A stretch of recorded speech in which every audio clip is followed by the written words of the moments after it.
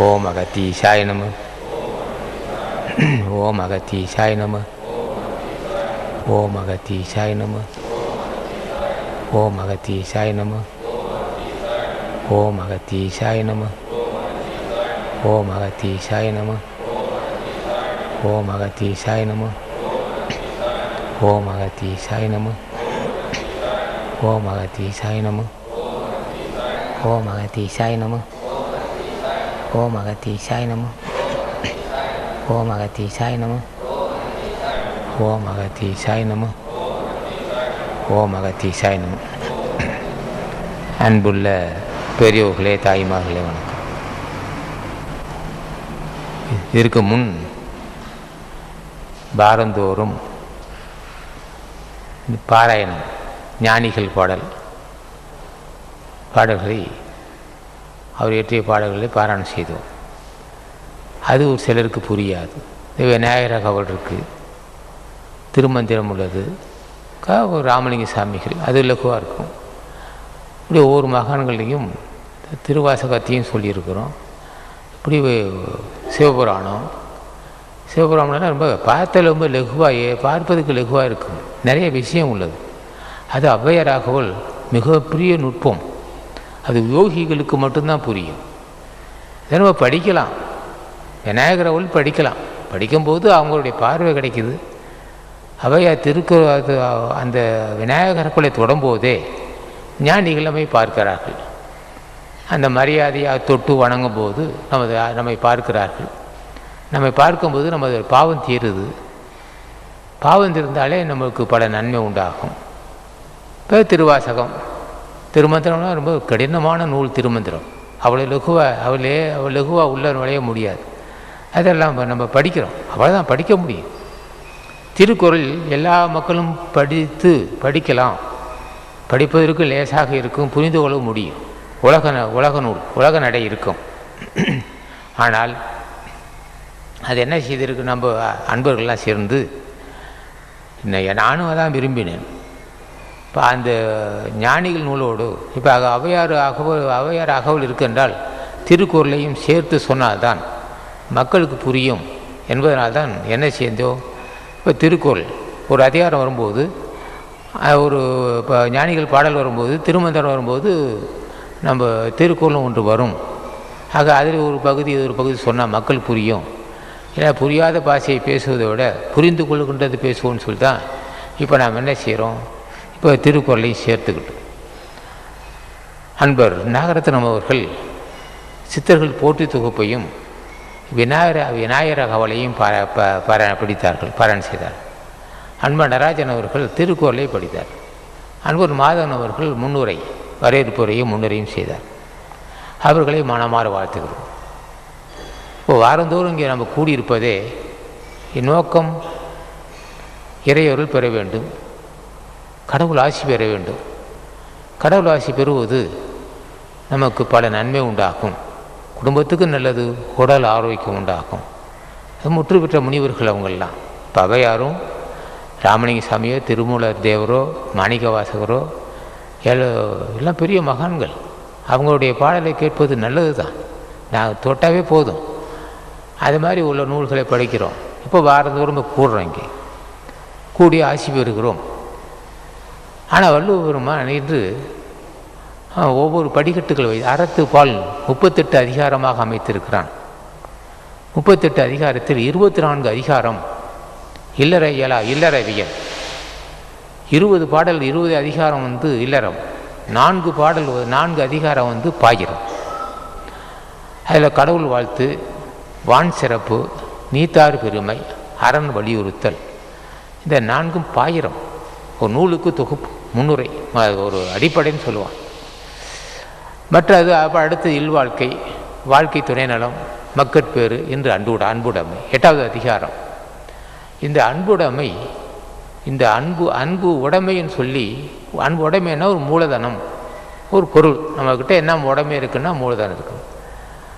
அப்போ இதில் வள்ளுவன் அன்புடைமை, அடக்கமுடைமை, ஒழுக்கமுடைமை, புறவுடைமை, அருளுடைமை, ஆழ்வினை உடைமை, ஊக்கமுடைமை, நானுடைமை, பண்புடைமை, இப்படி உடைமைகள் அதில் 10 உடைமைகள் இருக்குது. அதில் முதல் உடைமை அன்பு உடைமை, 8வது அதிகாரமாக இருக்கிறான். இந்த அன்பு இல்லை என்றால் குடும்பத்தில் அமைதி இருக்காது. கணவன் மனைவி கோசம் நான் பார்ப்பேன், ஒரு 70, 75, 80 வயது உள்ள கிழவனும் கிழவியும் அவங்க பேசிட்டு போவாங்க. பேசிட்டு அவங்க குடும்ப விஷயம் ஏதோ பேசுகிறாங்க. 80, 85 வயசு நிரம்பிய ஒரு கிழவனும் கிழவியும் ரோட்டில் வந்து தம்பதிகள் போகிறார். இளம் வயது மனிதர், அங்கே அன்பு உணர்ச்சி வெளிப்படும். இத்தனை வயசு கிட்டத்தட்ட திருமணம் ஆகி 55, 60 வருஷம் ஆச்சு. 60 வயசு வரலும் அவர் அன்போடு இருந்திருக்கிறார்கள். அன்பு உணர்ச்சி அந்த அன்பு இல்லை என்றால் அவர்களால் அப்படி வாழ முடியுமா? ஆக குடும்பம் நல்லபடி நடக்க வேண்டும் என்றால் அதுக்கு அன்பு வேண்டும். இல்லைன்னா அந்த குடும்பம் தாய்க்கும் பிள்ளைக்கும் தாய் தந்தைக்கும் பிள்ளைக்கும் அன்பு இருக்க வேண்டும். இல்லைன்னா தாய்க்கும் தாய் தந்தைக்கும் மகனுக்கும் தொடர்பு இல்லாமல் போகும். ஆக அன்பு உணர்ச்சி எல்லா இடத்துலையும் இருந்தது, இதுக்கு முன்னே இருந்தது, இனிமேல் இருக்க தான் செய்யும். இப்போ இந்த ஸ்தாபனம் இருக்குது, கிட்டத்தட்ட 100 பேர் 100 தொண்டர்கள் இருக்கிறார்கள். எல்லாம் ஒன்றோடு எல்லாம் ஒரு எந்த தடையும் இல்லாமல் இருக்கிறார்கள். இதுக்கு என்ன? அன்பருக்குள் ஒரு அன்பு செலுத்துகிறார்கள். அன்பு செலுத்துவதனால் தான் நீங்கள் எல்லாம் இருக்க முடியும். இல்லை சொன்னால் வம்பு பிரச்சனை வரும் அல்லவா?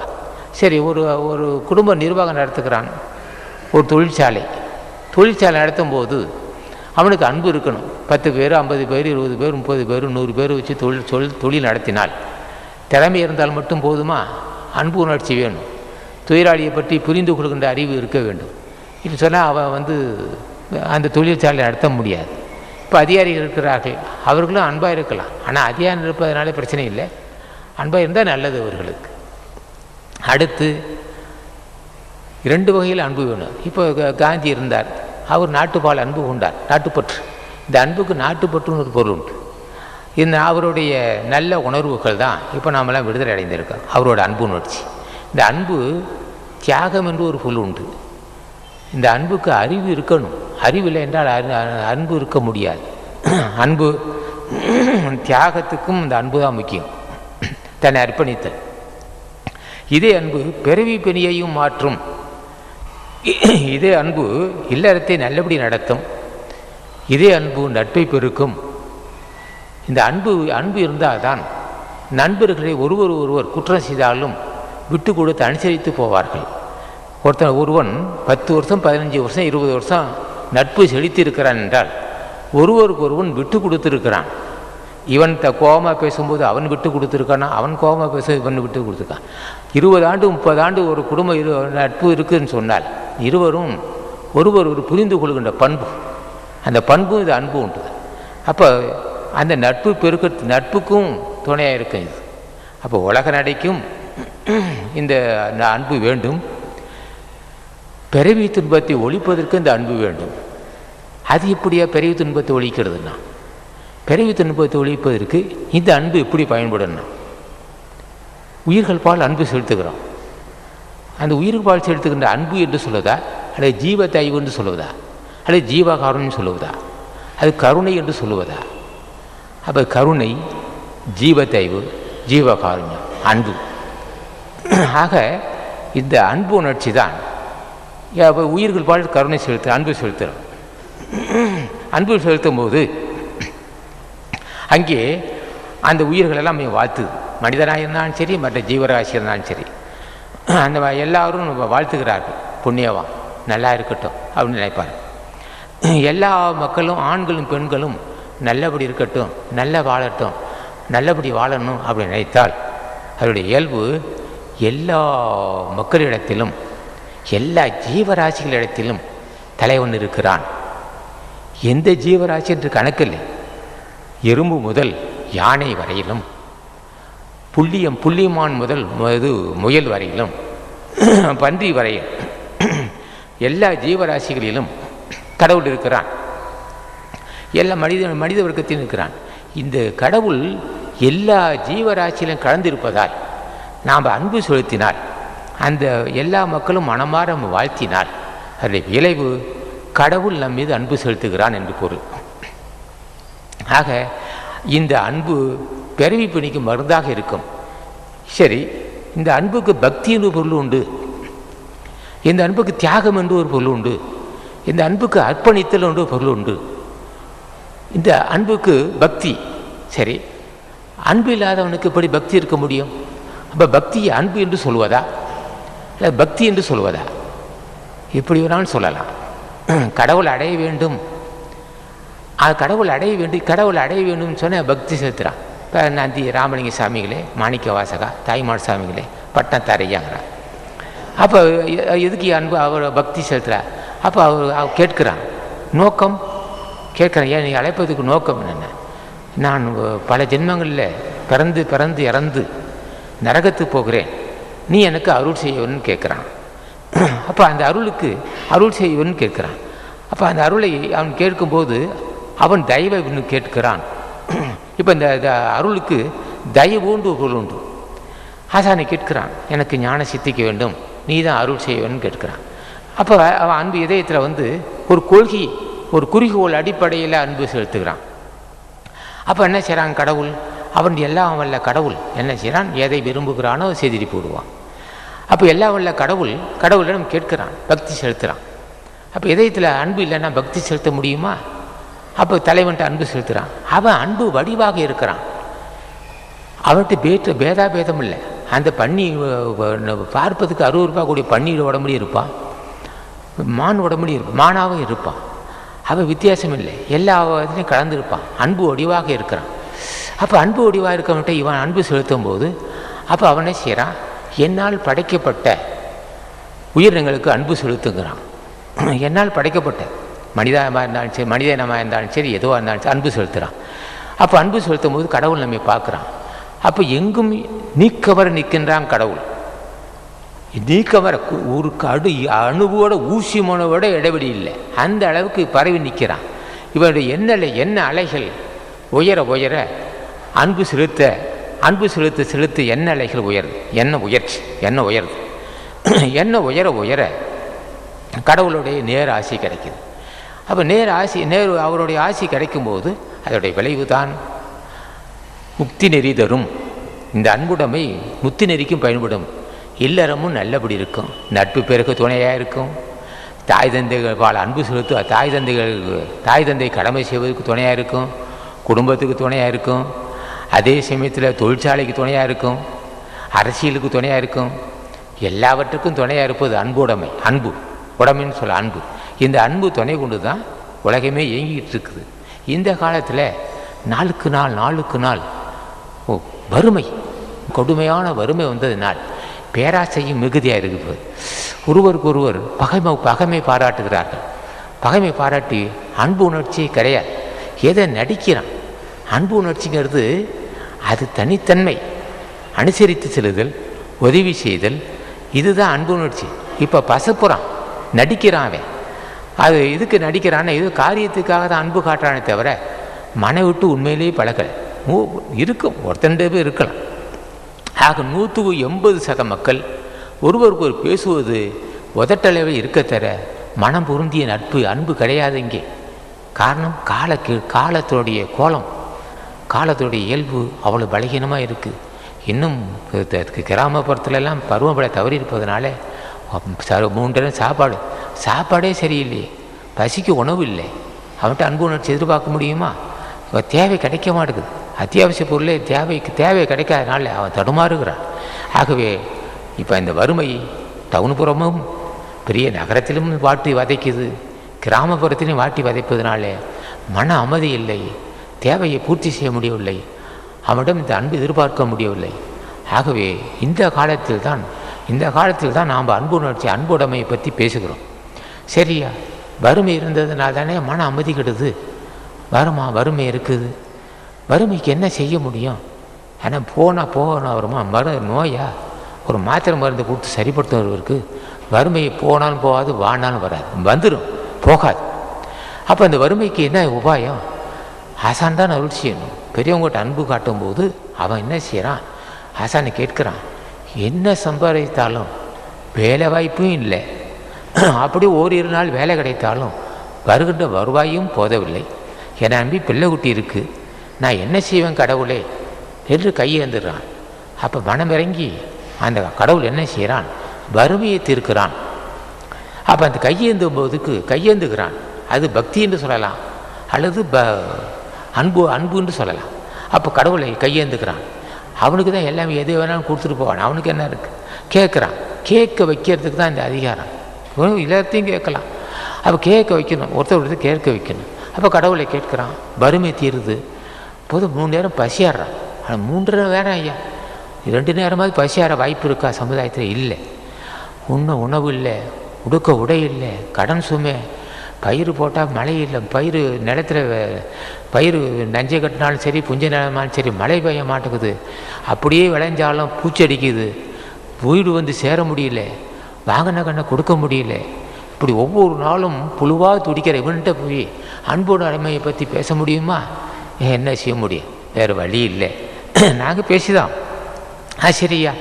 அப்போ உலகம் இந்தியா உலகத்திலே எங்கே இருக்குன்னா, அது ரஷ்யாவை போல் நாடாக இருந்தாலும் சரி, இந்தியாவாக இருந்தாலும் சரி, எங்கே பார்த்தாலும் வீண் ஆரவார செலவுகள் அதிகம் செய்கிறானே தவிர அத்தியாவசிய நியாயமான செலவு செய்யலை. ஆக இது ஒரு பக்கம் இருக்கட்டும். வறுமைக்கு காரணம் வேறு வகை இருக்குது, அதை இப்போ நான் சொல்ல வேண்டியதில்லை. ஆக மக்கள் மத்தியில் வறுமை மிகுதியாக இருப்பதனால அன்புணர்ச்சி இல்லை.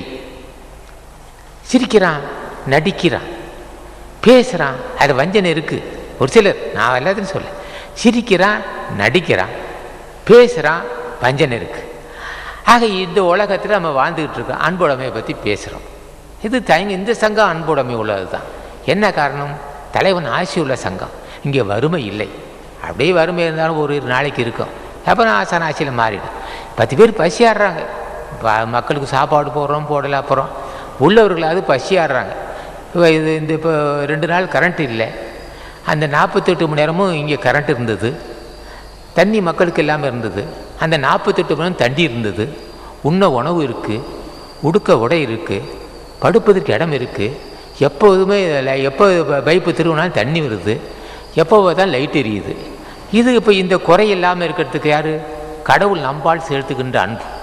நாம் கடவுள்கிட்ட செலுத்துகிறோம். நான் கேட்டேன், இவ்வளவு தொலைவில் 48 மணி நேரமாக இருள் சூழ்ந்து இருக்கும்போது குடிலில் மட்டும் தடை இல்லாமல் விளக்கு எரியுது, தடை இல்லாமல் பைப்பை தண்ணி வருது, எல்லாமே நன்மை இருக்குண்ணே. நீ இங்கே செய்கிற தியாகத்துக்கு தான்ப்பா நான் உதவி செய்கிறேன்.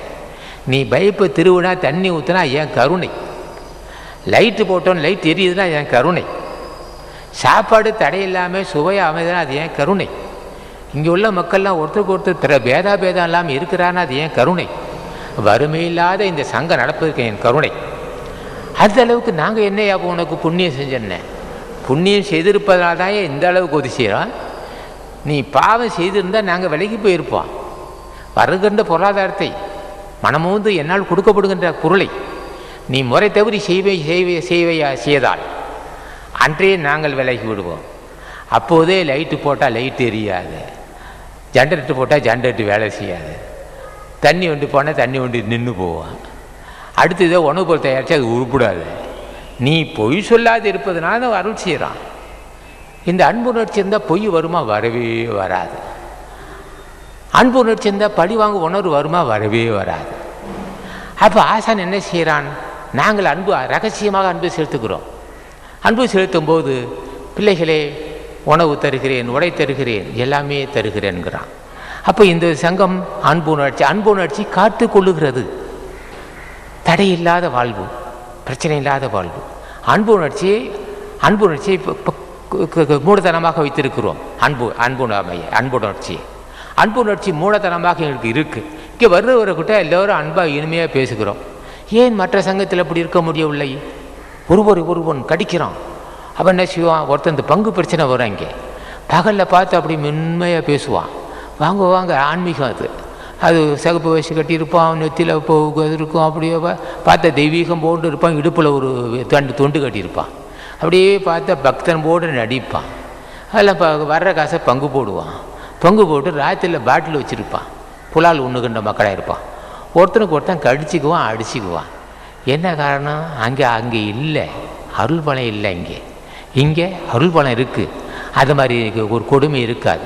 ஆக தூய மனசு இருந்தது. இந்த தூய மனசு யார் கொடுத்தது?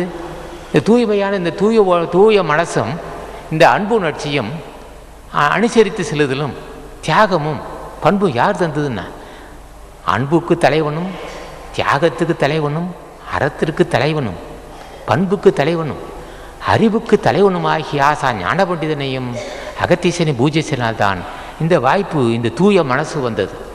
இந்த தூய மனசுக்கு காரணம் திருவருள் தான். திருவருள் துணை கொண்டு தான் இந்த தூய மனசு வந்தது. தூய மனசு வந்தோன்னா பொருள் வந்தது. பொருள் வந்தவுடனே அது என்ன செய்தோம்? எல்லாரும் பகிர்ந்து சாப்பிடுக்கிறோம். இங்கே பகமை இல்லை. இந்த சங்கம் அன்புடைமைக்கு உரியது. அன்புடைமைக்கு உரிய இடம் ஓங்காரக்குடியில் தான், அல்லது இன்னும் வேறு எங்கேயும் இருக்கலாம், எனக்கு தெரியாது. ஆகவே இந்த அன்புடைமை எல்லா வீடுகளிலும் இருக்க வேண்டும், தொழிற்சாலையில் இருக்க வேண்டும், நண்பர் இடத்தில் இருக்க வேண்டும், தாய்க்கும் பிள்ளைகளுக்கும் தாய் தந்தைக்கும் இருக்க வேண்டும், மனைவிக்கும் கணவனுக்கு இருக்க வேண்டும், மற்றது தொழிற்சாலையில் தொழிலாளிக்கும் முதலாளிக்கு இருக்க வேண்டும்.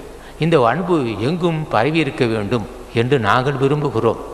அப்போதுதான் நாடு சுவிட்சமாக இருக்கும். அன்பு உணர்ச்சி இருக்கும்போது பழிவாங்க உணர்ச்சி இருக்க முடியாது. அன்பு உணர்ச்சி இருந்தால் நிச்சயம் அங்கே கோபம் வர முடியாது.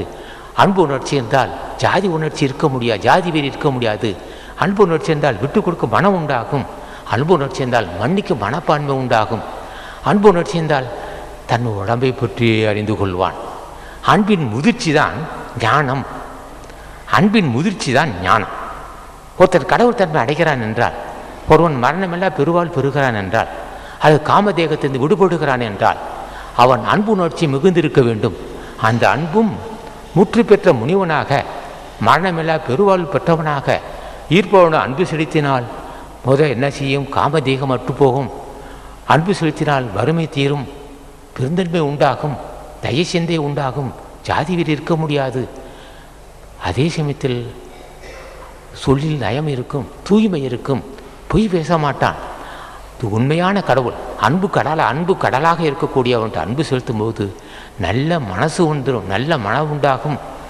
நல்ல மனம் இருக்கும் காலத்தில் இருக்கின்ற இடத்தில் நிச்சயம் செல்வம் இருக்கத்தான் செய்யும். நல்ல மனம் உள்ள இடத்தில் பண்புள்ள மக்கள் இருக்கத்தான் செய்வார்கள். நல்ல மனம் உள்ள இடத்தில் செல்வம் இருக்கத்தான் செய்யும். நல்ல மனம் இருந்தால் கடவுள் அங்கே தங்கியிருப்பான். ஆகவே இந்த உலகமெல்லாம் உயர வேண்டும். எங்கு பார்த்தாலும் கடவுள் தன்மை.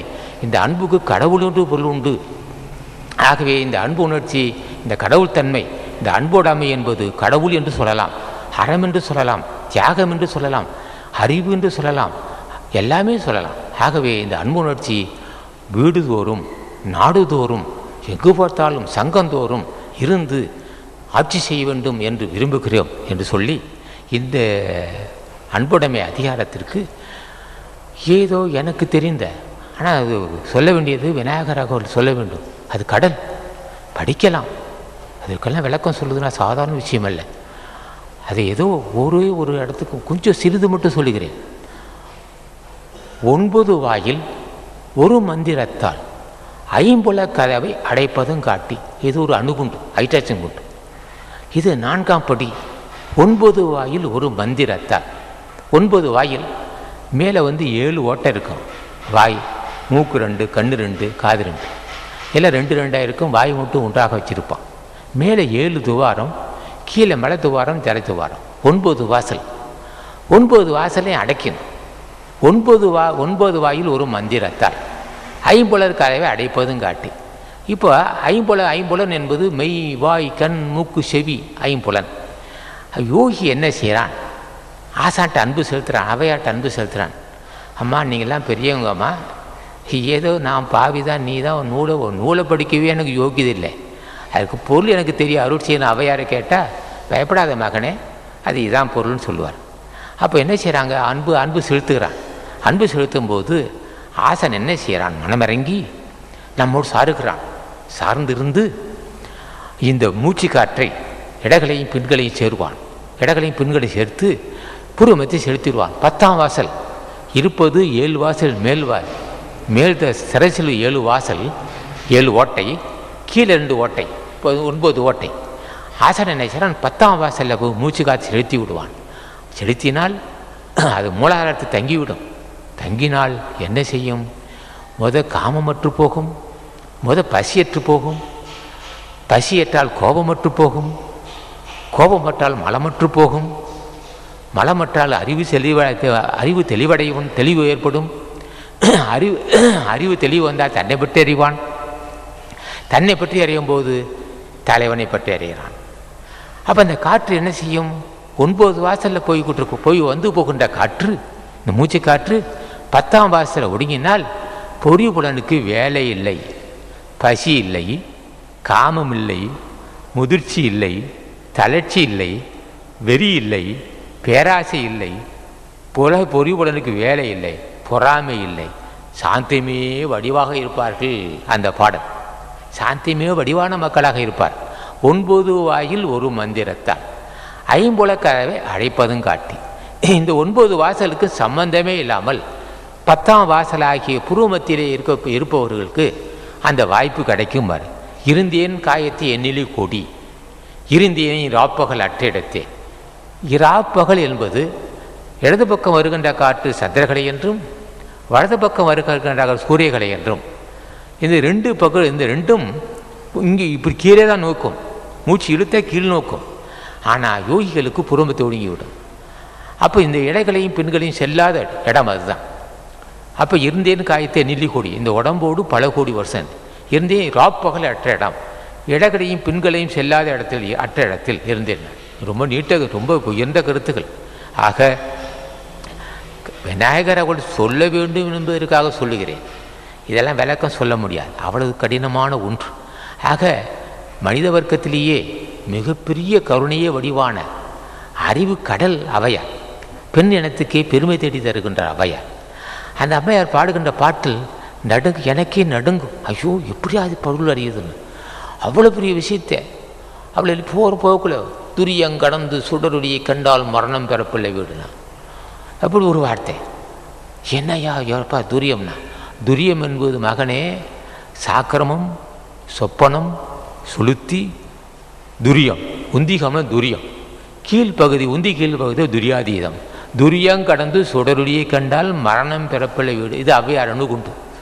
இப்படியெல்லாம் பேசுகிறிய அம்மா, எங்களுக்கு என்னம்மா தெரியும்னா, ஏடா மகனே, ஏன் திருவடியை பூஜை செய்து பாரு, நான் உனக்கு அருள் செய்வேன், நான் உனக்கு அருள் செய்ய தயாராக இருக்கிறேன்.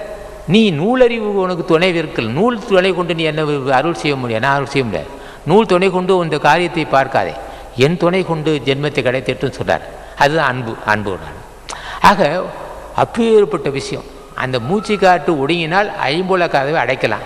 ஐம்புல கதவை அடைக்கிற என்ன?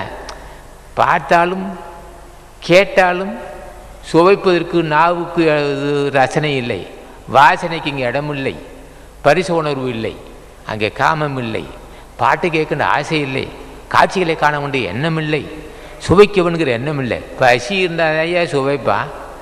காட்சி அந்த கண்ணை முன்னா உள்ள ஜோதி தெரியுதில்லவா, ஜோதி தெரிகிற மக்களுக்கு இது அவசியமானா, இதெல்லாம் பெரிய விஷயம். ஆகவே அது ஏதோ கொஞ்சம் சுட்டி காட்டே வரணும். அவையார் நூலை அகவல்ல ஒரு வரியை மட்டும் எடுத்துக்கிட்டு பேசிகிட்டு இருக்கிறோம். இந்த அவங்க ஒரே வரிக்கு கிட்டத்தட்ட 4 மணி நேரம் பேசுனாதான் யாரும் இங்கே உட்காந்துருக்க முடியாது. ஆக அன்புடைமை பேச வேணும், அதுவும் சுருக்கி தான் சொல்ல வேண்டியா இருக்கும். ஆகவே அவையார் ரெண்டும் சேர்த்து படித்ததினால் அகவல் அவையார் அகவலையும் திருக்குறளையும் சேர்த்து படித்ததினாலே சிறிது பேசிவிட்டு நிறுத்திக்கிறேன். ஆக பாடல் 8வது அதிகாரம்.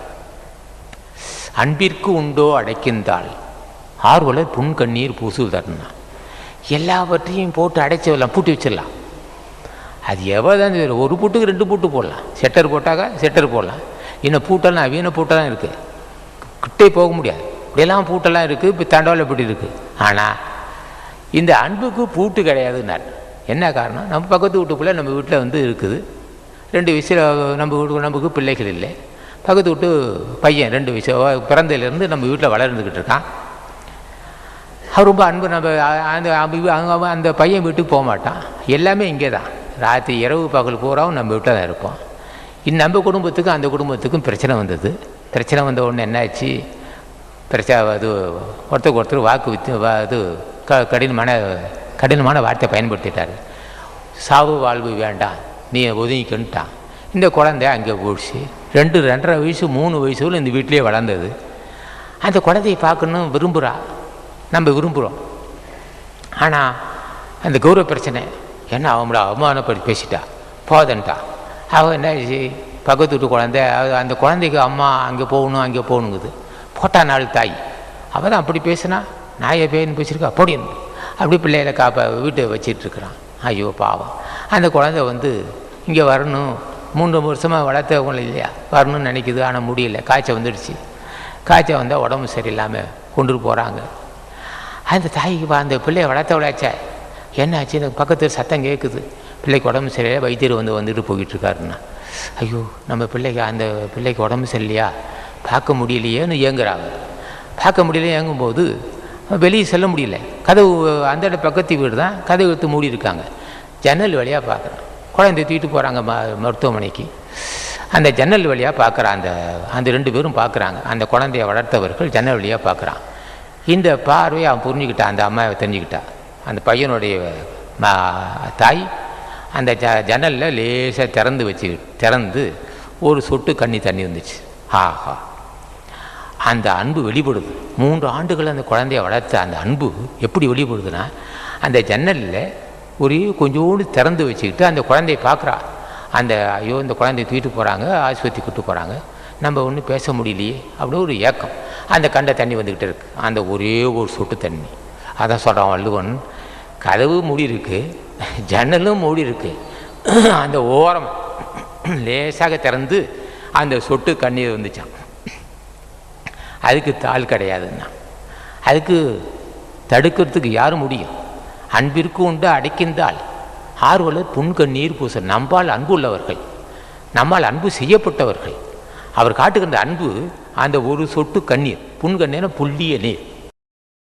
அதுக்கு அன்பு அடைப்பதற்கு எந்த கதவும் கிடையாது, அதுக்கு தாள் கிடையாது, தாப்பால் போட முடியாது, போட்ட முடியாது. ஆனால் அந்த புள்ளிய நீர், ஒரே ஒரு சொட்டு தண்ணீர் உள்ளத்திற்கு அன்பை வெளிப்படுத்தி காட்டுன்னா. ஆர்வலர் புன்கண்ணீர் பூசல் தருணா. பூசல் என்பது சிறப்பு, அதாவது சுருக்கம்.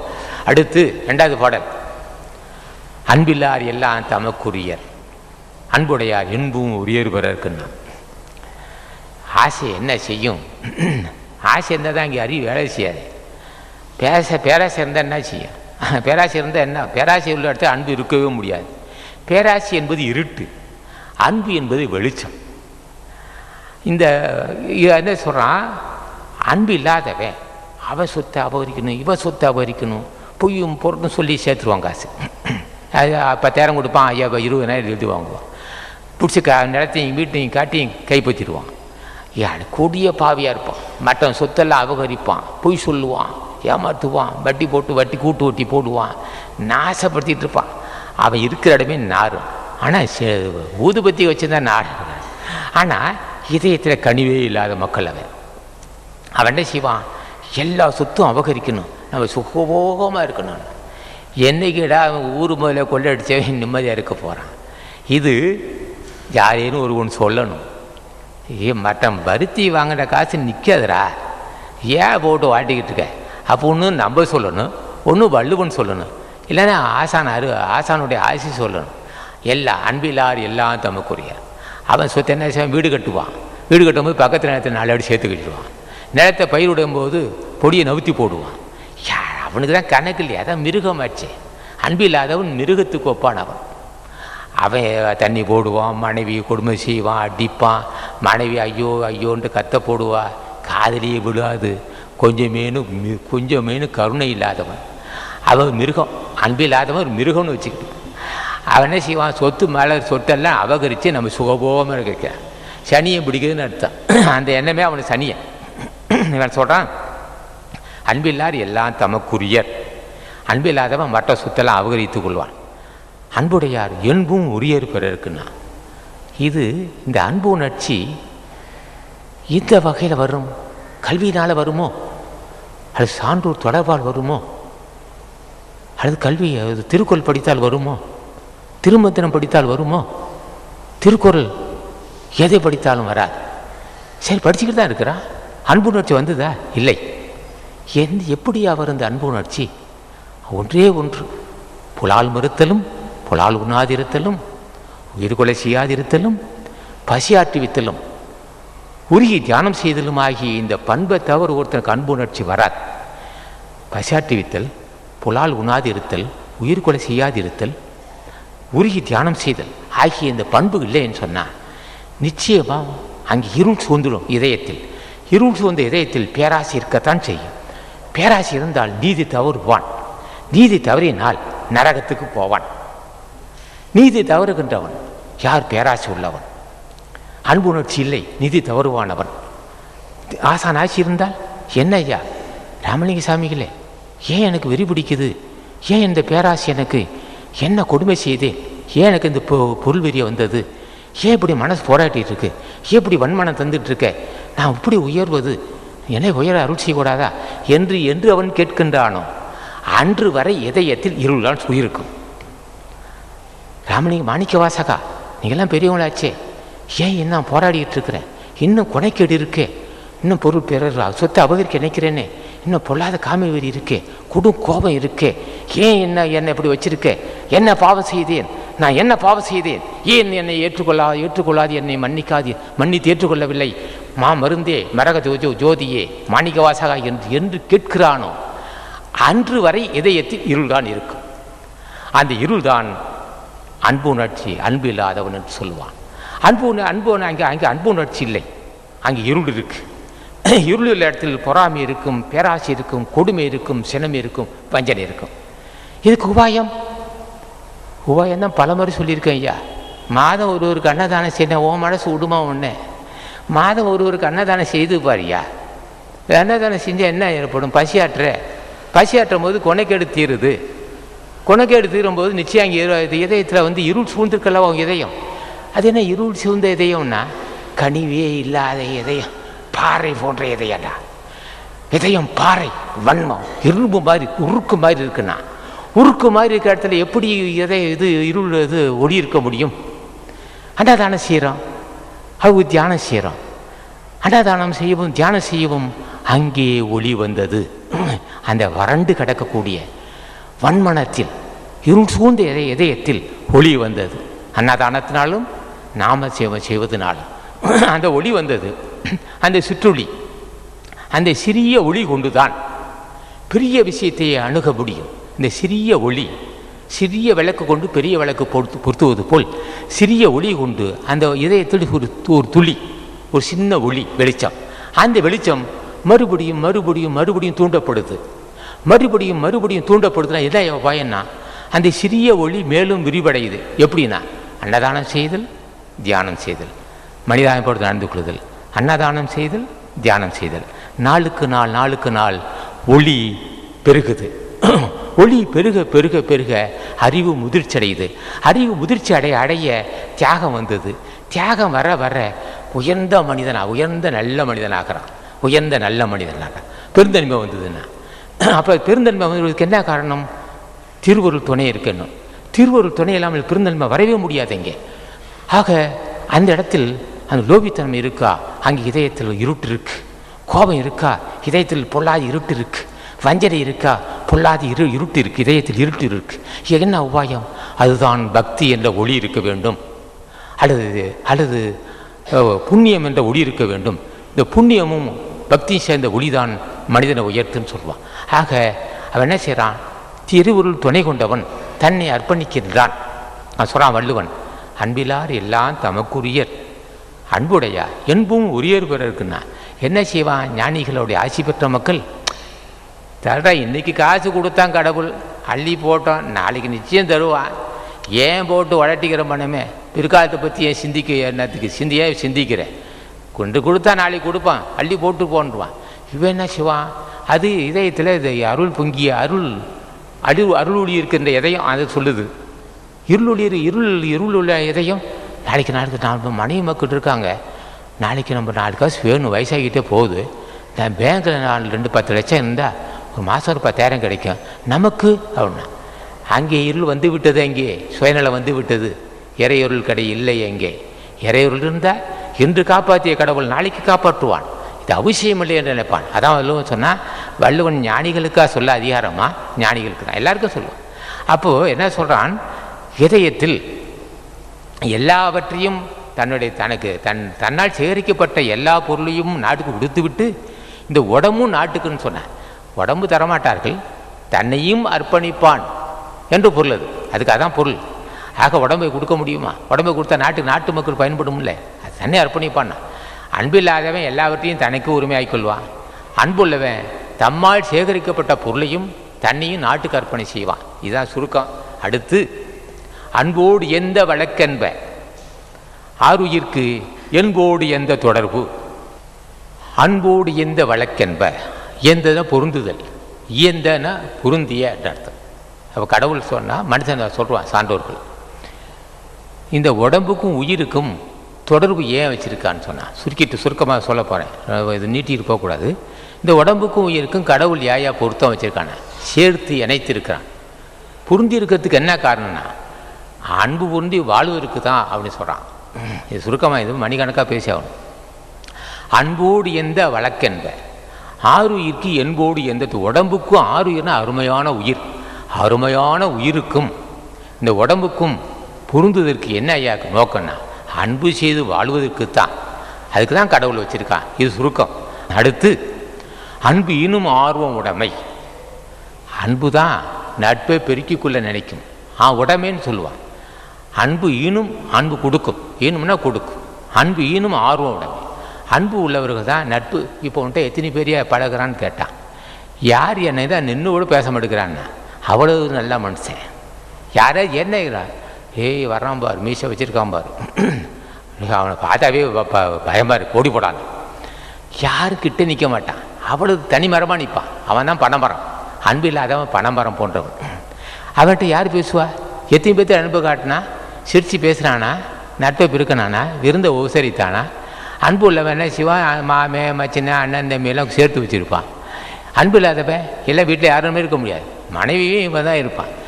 அதுபோட ஏதோ காமத்தினால வச்சிட்ருக்கிறான், இல்லாட்டா அவளையும் ஊர் விட்டு விடுவான்.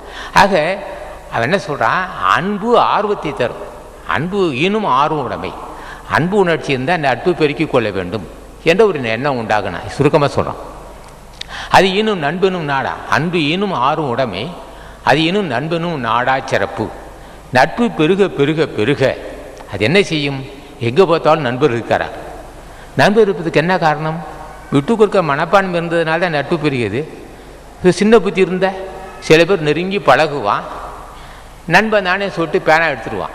இப்போ அவன் சட்டையை காட்டி போட்டிருப்பான், அந்த இதுக்கு பேனா எடுத்துருவான். எப்படி என்ன கேட்காம எடுத்தேன்னா, இதான் நட்பு. அவன் பேனா எடுத்தது ஒரு குற்றமா, அது எப்படி என்ன கேட்காம எடுக்கலான்னா, இவன் நட்பாக இருக்க முடியுமா? அது மாதிரி அது ஏற்றுக்கொள்ள மாட்டான். அது மாதிரி என்ன சொல்கிறாங்க இங்கே வந்து சொல்லும்போது, வள்ளுவன் சொல்லும்போது மிக்க சிறப்பை தரும். அன்பு நட்பையும் பெருக்கும், மிக்க சிறப்பையும் தரும், நீட்டிட்டு போகக்கூடாது. அடுத்து அன்புற்று அமர்ந்த வழக்கென்ப வையகத்தி இன்புற்றார் ஏதுன்னு சிறப்புன்னா, அன்புற்று அமர்ந்த வழக்கென்ப. வழக்கென்பது உலக நடை, உலக வழக்கு. அன்பு பொருந்தி, இப்போ ஒரு காந்தி இருக்கார், அண்ணா இருக்கார், பல பேர் பெரிய அரசியல்வாதி இருக்காங்க, காமராஜ் இருக்கார், பெரிய பெரிய தலைவர் இருக்காங்க. ஆயிரக்கணக்கான மக்கள் காந்தி கூடும்போது 1,00,000 பேர் கூடினான். காந்தி இருக்குது வடநாட்டில், இங்கே தமிழ்நாட்டுக்கு வரும்போது லட்சக்கணக்கான மக்கள் கூடினாங்க. என்ன காரணம், அவர்கிட்ட இந்த அன்பு உணர்ச்சி. லட்சக்கணக்கான மக்கள் அவர் பார்க்க வேண்டும், அந்த மகானை பார்க்க வேண்டும் நினைக்கிறான். அந்த அளவுக்கு அன்பு உணர்ச்சி. அதுதான் சொன்னார், இவ்வளோ மக்கள் ஆதரவு, காந்தியை பார்க்க மக்கள் துடிக்கிறார். நட்பு வர்றான், மக்கள் இறங்கும்போது அவர் இறங்கும்போது மக்கள் சூழ்ந்துக்கிறாங்க, தொட்டு பார்க்குறான், அது ஒரு ஆர்வம் காட்டுறான். அதை சொல்கிறான் வள்ளுவன், இது அன்பின் முதிர்ச்சியால், அன்பினுடைய அன்பு பொருந்தி வாழ்வதன் வாழ்க்கையின் பயன் இது. அன்புற்று அமர்ந்த வழக்கென்ப வையகத்தி இன்புற்றாரே சிறப்பு. இந்த மக்களை பார்த்ததும், அப்பா நம்மளுக்கு அவ்வளோ கூட்டம், அளவில்லா மகிழ்ச்சி அடைஞ்சாராம். எல்லா தலைவனுக்கும் எல்லா தலைவருக்கும் அந்த மகிழ்ச்சி உண்டு. மக்கள் கூட்டம் எதிர்பார்க்குது அன்புணர்ச்சி. காந்திக்கு அளவில்லா மகிழ்ச்சி அடைஞ்சது. இது அன்பு பொருந்திய வாழ்க்கையின் பயனுன்னு சொல்லுவான் சுருக்கம். அடுத்து அறத்திற்கே அன்பு சார் என்ப, 6வது பாட்டு. அறத்திற்கே அன்பு சார் என்ப அறியார் மரத்திற்கும் அகுதே துணைன்னா. தர்ம காரியம் செய்யறதுக்கு மட்டும்தான் இது துணை நினைக்காது. அறத்திற்கே அன்பு சார் என்ப அறியாதவன் சொல்லுவான், தர்மத்துக்கு மட்டும்தான் அது அன்பு வேணும்னு சொல்லுவான்.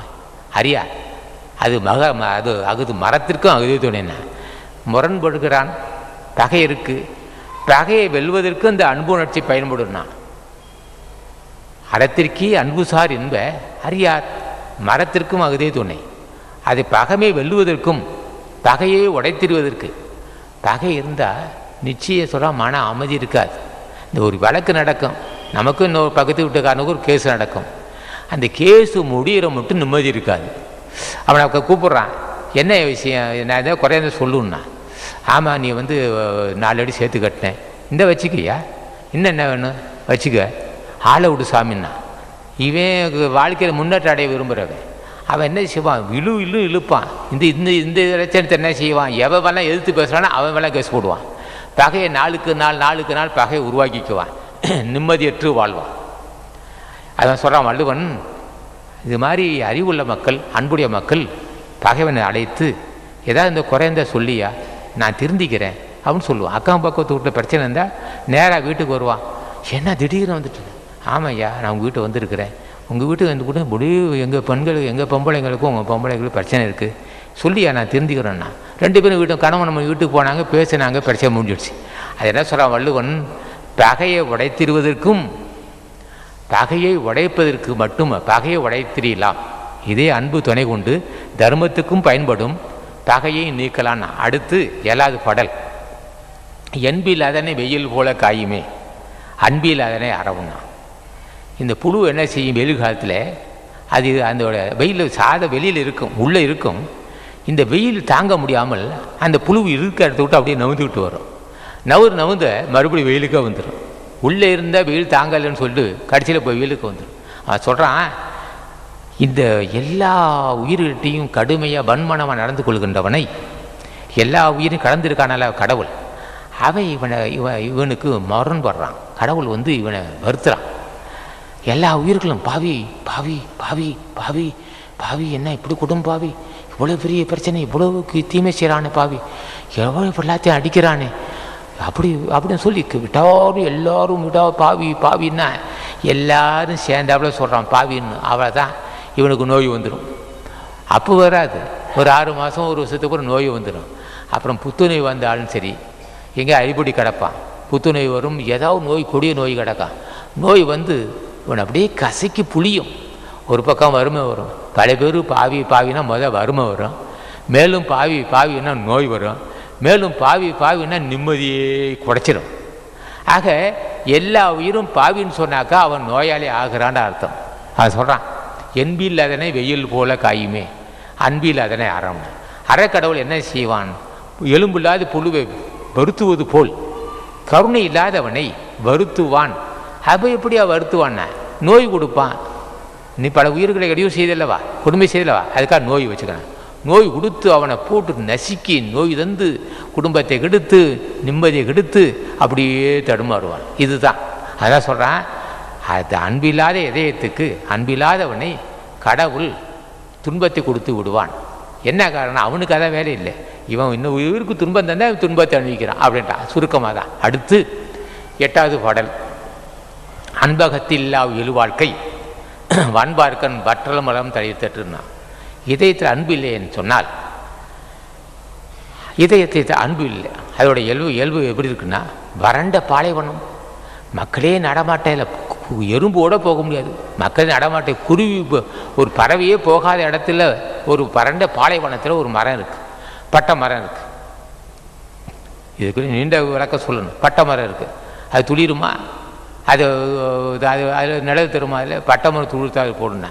இதயத்தில் அன்பு இல்லைன்னு சொன்னால் பட்டை மரம் அவன், யாரும் நிற்க மாட்டார், பக்கத்தை பேசவே மாட்டான், கடுகடுப்பாக பேசுவான், பேச்சனா நெருப்பு பொறி பறக்கும். அவன் செய்த பாவம் அது. நானும் ஒரு காலத்தை அப்படி இருந்தவன் தான், கடுகடுப்பாக பேசுவேன், என்ன அச்சுறுத்துவனா, அவனை மிரட்டி வைக்கிறான்னு நினச்சேன். இப்போ தெரியுது அது ஒரு கீழ்த்தரமான வேலைன்னு. அப்போ வேகமாக பேசுவேன், ஒரு பயத்தை உண்டு பண்ணுன்னு. இப்போ நினைக்கிறேன், சரியான மூடத்தனம், அது கொடுமையான அறிவிடா உனக்கு. அப்புறம் இப்போ உணர முடியுது, அப்போ உணர முடியல. அவள் கடுக்கடுப்பாக பேசுவான், அடாது செய்வான். நான் தப்பிச்சுக்கிட்டானா ஆட்சி இருந்து தப்பிச்சுக்கிட்டேன், இல்லைன்னா போக முடியாது, நான் நரகத்துக்கு போனேன்.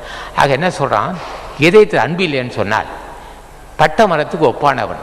அங்கே நிழல் இருக்க முடியுமா, பட்டை மரத்தை துளிர் வருமா, ஒரு சின்ன இதுவோட துளிர் வராது. ஆக வாழ்க்கை வறண்டு போன வாழ்க்கைன்னு அர்த்தம். அடுத்து 9வது கவி, புறத்துறுப்பெல்லாம் எவன் செய்யும் யாக்கை அகத்துறுப்பு அன்பில் அவர்க்குன்னா. இப்போ கை இருக்குது, இது கை கொடுப்பதற்கு, கண்கள் இருக்குது, அருள் கொண்டு அப்படியே இனிமையாக பார்த்தல், இனிமையாக பேசுதல், கொடுத்தல், இதெல்லாம் நடக்கணும். அன்பு கொண்டு மலர்ந்த முகமாக இருத்தல், இனிமையாக பார்த்தல், இனிமையாக பேசுதல், கொடுத்தல், இதெல்லாம் உள்ளே அன்பு இருந்தால் தான் இருக்கும். இல்லைன்னா கடுகடுத்த பார்வை, வன் சொற்கள், கொடுமையான சொற்கள், தீமை செய்கிற கைகள், இது அன்பு உணர்ச்சியுள்ளவனுக்கு அள்ளி கொடுக்கும், கொடிய பாவிக்கு அடாது செய்து விடும். படி சுமக்கும் இந்த கைகள் சொல்கிறான். அப்போ படி சுமக்கிற கையாக இருக்குதுன்னா அது சொன்னால் புறத்துறுப்பெல்லாம் எவன் செய்யும்? வெளி கருவிகள் எல்லாம் என்ன செய்யும்? அகத்துறுப்பு அன்பில், இதயத்தில் அந்த கருவி அன்பு என்று சொல்லப்பட்ட கருவி இல்லை என்றால் புறத்தில் இருந்து என்ன பயன் அப்படின்னா? ஆக நற்காரியம் செய்ய வேண்டும், இனிமையாக பேச வேண்டும், அருள் கண்ணு கொண்டு பார்க்க வேண்டும் அப்படின்னா அதுக்கு உள்ளத்தில் அன்பு உணர்ச்சி இருக்க வேண்டும். அன்பு உணர்ச்சி இல்லை என்றால் இந்த கைகளும் கண்களும் சொற்களும் பயன்படாது என்று அர்த்தம். சுருக்கமாக சொல்கிறேன். அடுத்து அன்பின் வலியது உயிர்நிலை.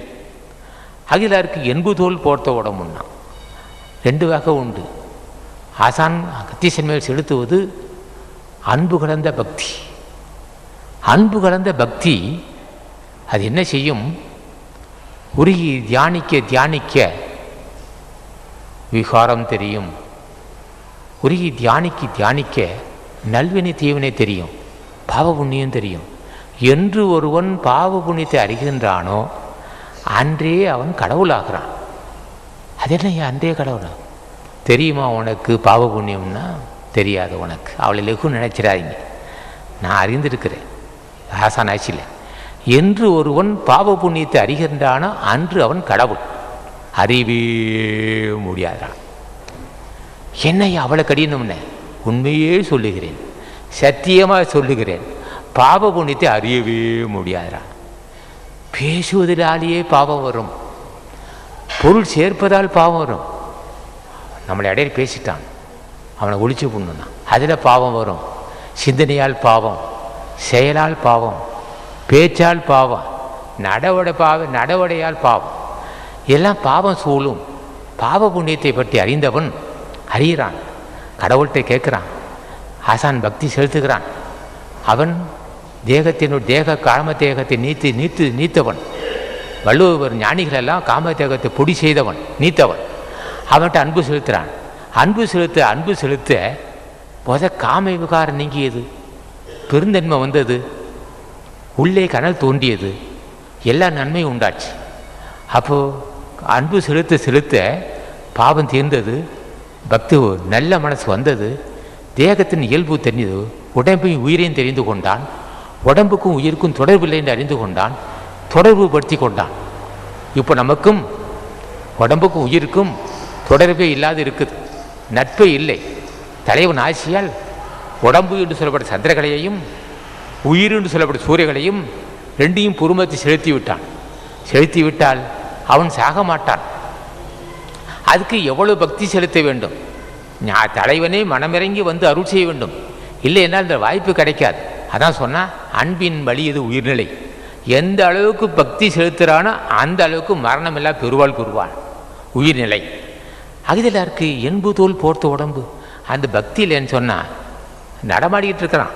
ஏதோ 20 வருஷம் 30 வருஷம் 40 50 வருஷம் 70 வருஷம் வாழ்ந்துக்கிட்டு இருப்பான்.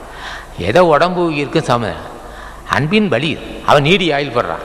திருவள்ளுவர் ஆசி பெற்றவன் நீடி ஆயில் பெற்று மரணமில்லா பெருவாள் பெறுவான். ஏதோ உடம்போடு மூடிட்டு இருக்கான். என்பு தோல் போர்த்த உடம்பு, ஏதோ நடமாடு வேணும்னு சொல்லுவான். ஆக வள்ளுவன் நோக்கமே எல்லோரும் ஞானிகள் ஆசி பெற்று வள்ளுவெருமான் ஆசியும், ராமலிங்க சாமிகள் ஆசியும், தாய்மான சாமிகள் ஆசியும், பட்டத்தார் ஆசியும், மாணிக்கவாசன் ஆசி பெற்று நிலையான வாழ்வு பெற வேண்டும், மரணமில்லா வாழ்வு பெற வேண்டும் என்று அன்பின் வழி இது உயிர்நிலை. ஒருத்தன் நீடித்து இருக்கிறான், மரணமில்லா பெருவாழ்வு பெற்றிருக்கிறான்டால் அன்பின் நிலையாக இருக்குது என்ற அர்த்தம். நொடியும் பிரச்சனையும் நோயை தாங்க முடியாமல் விபத்துகளும் மரணம் இருந்தால் அங்கே அன்பு உணர்ச்சி இல்லை என்று பொருளாகும். இது வள்ளுவன் கருத்து, என் கருத்து நினைக்காமல். ஆகவே வள்ளுவன் போன்ற ஞானிகளாக சொன்ன இந்த நூலை படிப்போம். ஞானிகள் ஔவையார் போன்ற ஔவையார் சொன்ன அகவலை படிப்போம், திருவாசகம் படிப்போம், திருமந்திரம் படிப்போம், அருள்பா படிப்போம், தாய்மான சாமிகள் நூல் படிப்போம், ஞானிகள் ஆசி பெறுவோம் என்று சொல்லி ஞானிகள் ஆசி பெற்றவுடன் இருள் நீங்கும். இதயத்தில் ஒளி உண்டாகும். இதயத்தில் ஒளி என்பது நல்ல மனம். இதயத்தில் ஒளி என்பது விட்டு கொடுத்தல். இதயத்தில் ஒளி என்பது அனுசரித்து செல்லுதல். இதயத்தில் ஒளி என்பது மன்னித்தல். இதயத்தில் ஒளி என்பது நிம்மதி. நம்ம வாழ்க்கையில் கவலையே இல்லாத வாழ்க்கை, கவலையே இல்லாத வாழ்க்கை. அங்கே தான் ஒளி இருக்குது. அங்கே அருள் இல்லாமல் அந்த ஒளி வராது. அந்த அருள் பெறுவதற்கு புண்ணியத்தாலும் பூஜையால் தான் முடியும் என்று சொல்லி ஏதோ என்ற அறிவு கட்டியபடி சொல்லியிருக்கிறேன். சுருக்கமாக சொல்லியிருக்கிறேன். ஆகவே பாடல் அன்பிற்கு உண்டோ அடைக்கின்றால் ஆர்வலர் புன்கண்ணீர் பூசல் தரும். அன்பிலார் எல்லாம் தமக்குரியர், அன்புடையார் என்பும் உரியர் பிறர்க்கு. அன்போடு எந்த வழக்கென்ப ஆருயிர்க்கு என்போடு எந்த தொடர்பு. அன்பு ஈனும் ஆறும் உடைமை, அது ஈனும் நண்பனும் நாடா சிறப்பு. அன்புற்று அமர்ந்த வழக்கென்ப வையத்து வையகத்து இன்புற்றார் ஏதும் சிறப்பு. அறத்திற்கே அன்புசார் என்ப அறியார் மரத்திற்கும் அகுதே துணை. என்பில் அதனை வெயில் போல காயுமே, அன்பில் அதனை அறம். அன்பகத்தில்லா உயிர் வாழ்க்கை வன்பார்க்கன் வற்றல் மரம் தளிர் தற்று. புறத்துருப்பெல்லாம் எவன் செய்யும் யாக்கை அகத்துருப்பு அன்பில் அவர்க்கு. அன்பின் வழியது உயிர்நிலை அயலாருக்கு இன்புதோல் போட்ட உடம்பு. ஆகிய இந்த 10 பாடலுக்கும் என்னுடைய சின்ன அறிவுக்கு, என்னுடைய சின்ன அறிவுக்கு பட்டபடி சில விளக்கம் சொல்லியிருக்கிறேன். இதை கற்றோர்கள் பெரியோர்கள் இன்னும் விளக்கமாக சொல்வார்கள். அது என்னுடைய பாலிக்கணும், என்னுடைய அறிவுக்கு தான் சொல்லியிருக்கிறேன். ஆகவே இங்கே சங்க அன்பர்கள் அத்தனை பேரும் பல ஜென்மங்களில் புண்ணியம் செய்திருப்பதால் இங்கே சார்ந்திருக்கிறார்கள். இந்த மக்களை, இங்கே உள்ள அன்பர்களை, ஆண்களை பெண்களை பார்ப்பதே புண்ணியம். நீ வேற ஒன்றும் புண்ணியம் செய்வானாயா? அகத்திய சன்மா சங்க தொண்டரை பார்ப்பதே புண்ணியம். அவர் கையால் ஒருபடி உண்ணுகின்ற வாய்ப்பு கிடைத்தால் அது புண்ணியம். இன்னொரு புண்ணியம், வாரம் இந்த பாராயணத்தில் கலந்து கொண்டு ஆசி பெறுவது புண்ணியம். இங்கே ஆயிரக்கணக்கான பல ஆயிரக்கணக்கான லட்சக்கணக்கான மக்கள் பசியார் இடத்தில் உண்ணுகின்ற வாய்ப்பு கிடைக்குது, அது ஒரு புண்ணியம். ஆகவே நீங்கள் எல்லாம் என்னையும் எங்கள் அன்பர்களையும் ஆண்களையும் பெண்களையும் வாழ்த்த வேண்டும், நீடு வாழ வேண்டும் என்று வாழ்த்த வேண்டும் சொல்லி, நாளை ஆசான் கரூர் முனிவர் சன்னதியில் ஒரு விழா நடக்கின்றது. அந்த விழா நோக்கமே முதுபெரும் தலைவன் கரூர் முனிவன். போகிற போக்கில் அப்படியே மலையை தள்ளி விட்டுப்போம். போகிற போக்கில் அப்படியே காலையில் எத்துனா குடிச்சவங்களெல்லாம் தூள் ஆகும். அவ்வளோ பெரிய வல்லமுள்ள ஆசான் கரூர் முனிவர். அவருக்கு விழா இங்கே பூஜை நடக்குது. அது நோக்கமே பெரியவங்க ஆசி பெறணும், பெரியவங்களை அறிமுகப்படுத்துகின்ற ஒரு வாய்ப்பாகும். அங்கே முடிந்த வேண்டும் கலந்து கொள்ளலாம் என்று சொல்லி அதை கலந்து கொள்ள வேண்டும். இந்த சங்கத்தை வாழ்த்த வேண்டும், என்னை வாழ்த்த வேண்டும். நான் பேசியதில் சில குறை இருக்கும். போதிய கல்வி இல்லாதவன் பேசியிருக்கிறேன். இதில் குறை இருக்கத்தான் செய்யும். கற்றுணர்ந்த பெரியோர்களும் தாய்மார்களும் பொறுத்து கொள்ள வேண்டும் என்று திருவடியை வணங்கி முடிக்கிறேன். வணக்கம்.